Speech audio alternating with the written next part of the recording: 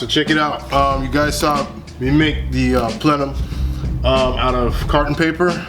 So at this stage now I'm going to cut it back apart again, since we got general measurements, and then we're going to take these carton pieces and cut them out of just some cheap hot rolled steel.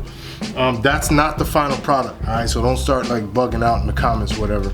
This is just something to proof of I guess proof of my theory or proof of process. I don't even know the real way to describe it, but it's basically I'm using cheap materials to see if the superchargers will fit in a way that's favorable, and then like if they're sitting out enough, or if my general estimate is good. This is more of a tightening up stage, so let's go ahead and cut this out.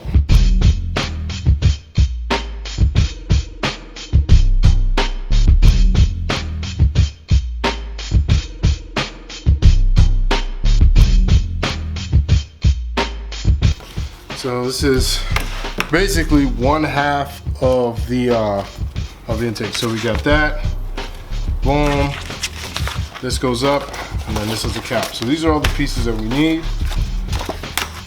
Cut them out of steel, ×2. Let's go. So check it out, I'm at my job. It's a Sunday afternoon. I'm about to cut the last of the Supercharger custom intake plenum. This is the little hats that go on the ends. I cut the other plates already, so I'm gonna cut this plate right now and finish it up. So brothers, I'm putting it all on the line to show y'all how to do this, all right? So let's get to cutting real quick.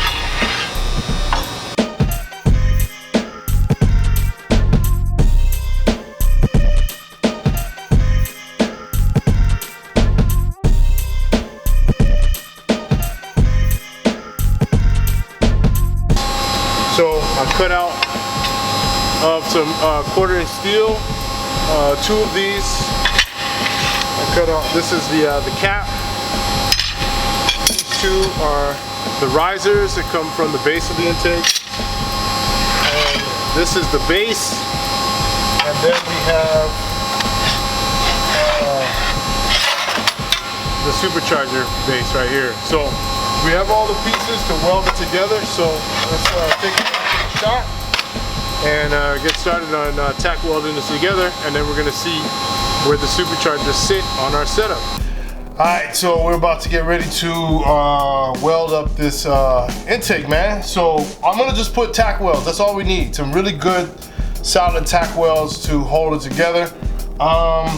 Yeah, and what we're trying to do at this point is just to get a good idea of where the superchargers are going to be placed. That's the goal of what I'm doing right now. So yeah, I cut them all out as I showed you guys when I snuck into my job and cut these pieces out of metal. So I'm going to clean up the metal in areas where I'm going to weld and get right to it.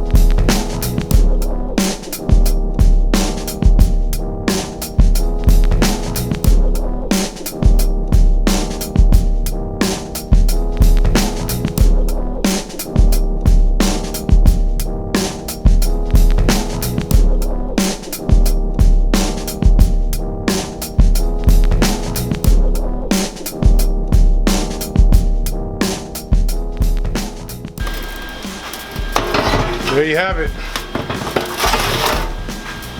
Mayhem intake prototype. Here is the cap. Needs to be a little wider. I miscalculated. But this is roughly what it is. Alright. So from this point, I'm gonna put this on top of the motor and then see how far forward the superchargers are gonna come. All right, so we got the intake on here, the prototype. There is a lot of errors in this that I can see already. First thing that is hitting the distributor, because the base has to be restricted only to the size of the original plate that I had down there. Can't be any wider. Second thing that I noticed is that the fuel rails are hitting under here. So I might have to use like a spacer or something, but then at the same time, it might leak. So I don't know. So anyway, this is the fun part in tilting. Just enough. That's heavy.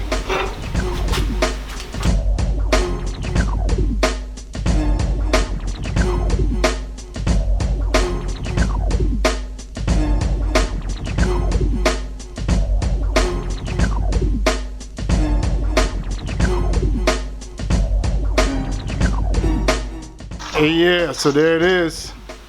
The rough prototype of the intake setup. It's got quite a few problems that I got to work out, but that's the whole point of prototyping. You do something, figure out the problems, and fix them. Bumping the distributor right here. There's a problem with mounting. This plate here has to be detachable so I can get inside. There has to be a chamber made on the inside for the bypass, and I have to figure out a better way to mount these on, because the bolts don't they can't go all the way through at the ends here on the edges. So maybe I can use like maybe a stud setup, weld some studs on the plate beforehand or what. But yeah, there it is. Junkyard Doggin. We're gonna be reviewing the product that got our relationship started with Permatex, and that's the Fast Orange Hand Cleaner. This is an extreme Fast Orange Hand Cleaner because we gets deep, okay? So here's the thing. Go to the junkyard, right? And you see some GT40 heads. Like, yo, you gotta have them, but you don't have your gloves. All right, cool. You don't mind getting dirty, no problem. But you came in your girl's car. Ah, it's a problem. So what you gotta do, right? You can't go back and grease it all up. So you gotta get clean before you get back in the car. So this product solves that problem, hands down. Some of the features I noticed right away was that it didn't need any water, which is like a big thing in the junkyard because there's usually not any water sources available. It has a unique formula that only requires a cleaner, a rag, and your hands. Another thing I noticed right away was a little goes a long way. All you need is a dab and it'll get you all cleaned up. Like, you know, a bottle this size will last you for a while. Lastly, this stuff, it works like a cleaner slash like lotion. It smells great, man. I mean, it makes your hands look fresh. Man, even your old lady's gonna approve. So if you ever want to get your hands on this stuff, check with your local auto parts supplier and they should have it available. But this is something that every junkyard dog needs to have available in their stash. Alright, that's it. So now back to a minute of drifters going sideways, because that's what I want to see right now. Boom!